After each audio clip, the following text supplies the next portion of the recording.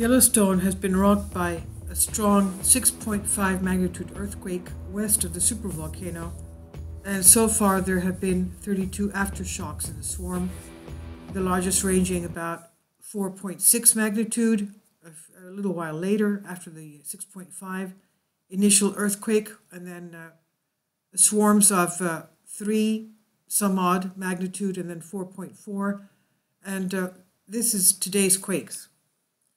It's rocked the whole area. We have reports that this has also rocked Seattle as well, and if you extrapolate the radius to the other side, it could have rocked San Francisco, I would venture to say. Now we know that there is magma under there. It's an active volcano. We know it has 60% of the world's geysers, and the recent eruptions in geological time. Okay, I'm sorry, I had to interrupt that, but just now as I turned this on, we just had another one of 4.1, just now. So I was reporting on these 32, now it's 33. That one just came up. Okay, so they're still ongoing, obviously. I doubt that anybody, 5 people just reported as well. And those will be rolling in. I'm sure that this is around Boise, Idaho. It's about, this is our Yellowstone Lake on the caldera. This is the caldera here, as you can see. So the supervolcano stretches at the northeast part of Wyoming, but that's not where it stops. You can basically see the caldera here. And this is Hebgen Lake right there, that inverted, that's that Z-shaped thing right there is Hebgen Lake, where they had the 7.3, others say 7.5 magnitude right there, that's Hebgen Lake. That's 7.3 magnitude, August 17, 1959. 7.3 magnitude. And this is where we have today's quake and swarm. And we did have in the past pretty strong quakes here. I had pinned this, and thank goodness the pins didn't come off my map. Most of the times do. But very strange, you can see that line right there, and that is exactly what our, right there. And they felt it all the way up here, and we'll see the shake map of that as well. But by extrapolation, they must have felt it in San Francisco Bay as well. It was strong. We know that we had the Salt Lake City quake 5.7 out of nowhere a few days ago. That swarm is still ongoing. And then we had the Northwest Texas quake a few days ago, and that shook the area of Utah as well again. And this one is 6.5. Sorry, not 65, but 6.5. So this is the new one. And we know that it erupted in the area that we had 2.1 million years ago, 1.3 million years ago, and 630 or 640,000 years ago, with a double eruption 170 years apart. A tremendous amount of ash and tuff came out, and mountains high, over 300 feet high. So you can imagine what was going on. So this area here has magma underneath, as we saw, and we'll see the map again, but it comes from Baja, and it comes in a Y shape. The left arm goes towards the west coast and the high threat volcanoes in Walker Lane Fault System, one of them being Long Valley Caldera, which is a supervolcano. And it has magma underneath. It does have fumaroles and steam vents, and it has a geothermal plant there as well. And the east arm goes through, from Baja up through Utah and into Yellowstone. And this area here has magma right under the surface, because that magma plume that goes into Yellowstone spreads towards at least half of the distance towards the west coast. So we have hot magma very close to the surface under here, according to the map of the magma, of the mantle plume. So this area has magma underneath, and we do have some peaks there. It's lovely territory. Of course, it's got high peaks and beautiful, pristine snowmelt lakes, and the magma underneath. And obviously, when you, as the geologists have told us, earthquakes beget earthquakes. Yellowstone was jolted not only by the Utah quakes that we've had, the 5.7, which is nearby to the south, which is on the same mantle plume vector that feeds Yellowstone, but it was also shaken by the Kamchatka 7.5 magnitude that we had in the Kamchatka Peninsula of Russia, just west of the Aleutian Islands. And it has 2 active volcanoes on that peninsula and has over, 20 volcanoes, if I'm not mistaken. And so this is an active area now. This is still ongoing. With the latest here, let's see how many are reported. After the 5, they're just coming in. So it's still early. This is our Idaho shake. And let's go to our shake map. As you can see, not many people live there. I would venture to say that most of the people reported were from Boise, Idaho. And let's put in the faults. And let's go to the area, the aerial, so you can see better. Okay, and the shake map intensity. Okay, you can understand that they stop the block. They stop it, and they don't extrapolate it, but you can see how intense it is. If we were to extrapolate this, of course, if it was felt in Seattle, I'm sure it was felt in Vancouver, the whole of Vancouver Island as well. This is Yellowstone right there. That's Yellowstone in there. That's the lake right there. That's the lake.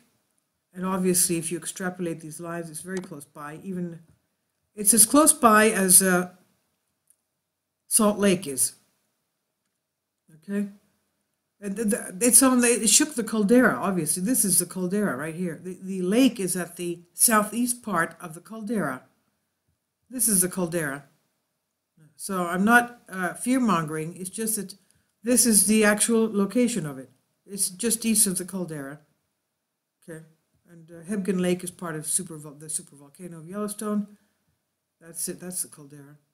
So this is something that the geologists have explained to us that they are worried about.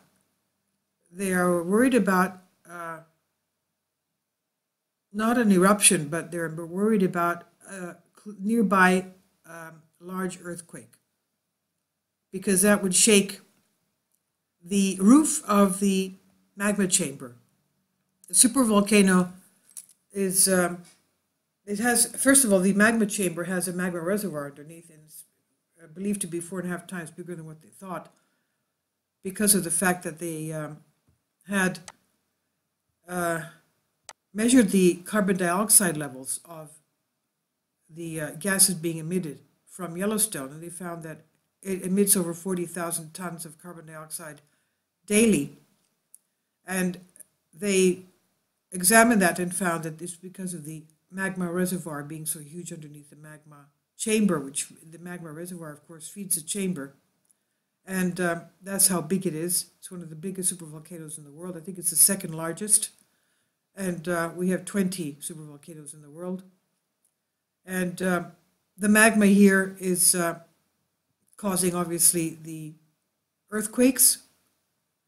And this is what they were afraid of, that an intense earthquake nearby could cause a crack in the roof of the magma chamber, which is pretty big. Anyway, never mind the reservoir, but it's pretty big. And that would be a problem. Even the waves on the lake, on Yellowstone Lake, the waves caused by the stiff air, a stiff breeze, would cause a small earthquake over the caldera, and that's what happens. The waves could cause a small earthquake. You can imagine what a big earthquake nearby could do. So all of you there, please be very careful. I will keep an eye on this. As you can see, this is the 6.5 that we said. This is the 6.4. Sorry, the 6.5, the 4.6. This was the 4.4. And most of them, all of these were a lot smaller, of course, 3.3, 3.5, 3.6, all along. And now we have this one. It's the latest one at 4.1. And how many felt the other one? This one here was, no, that's a 3.3, sorry. They're covered by so many, okay. So, okay. And this one was, the big one was felt by how many thousands? Let's see. How many reported feeling that one? Okay. About 37,000 reported to USGS. You could imagine how many, 100,000 must have felt it, if not more. Okay, and they're all shallow. But as we said, the magma is very shallow there. We'll take a look at that again. Okay, so here we have the map, as you can see. The map on the right has the tangent, section, the cross section is what we see on the left, and the depth of it as well. And you can see it goes right through Baja, through Utah, and then up through Yellowstone. And Canada is, of course, at the top end there. Okay, so that's the Pacific Ocean, that's Yellowstone. And you can see how close the magma is to Yellowstone as it approaches there. And it's right at the surface, basically. Right at the surface. And the cross-section, the Pacific Ocean on the left would be Baja. And coming towards Yellowstone, you can see how much magma is under there. And the mantle plume into Yellowstone. And then you have Canada all the way to the right section there of that left diagram. So you can see how close the magma and how much magma there is there. The whole area is full of magma, actually, even Utah, and obviously Utah, and I would say Nevada, obviously, close to the surface, and you can see it's right at the surface, basically. So let's keep that in mind when we think of this, that there's a lot of magma under there. So we'll keep a lookout on this. All of you there, please be very safe. Thank you.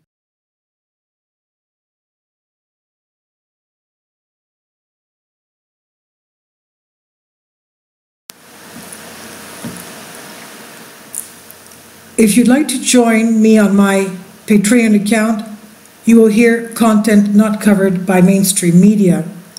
These riveting stories will be based on my research, and I will state my opinions and give my personal insight on diverse and controversial subjects and world events not covered by mainstream media, and not supported by YouTube guidelines.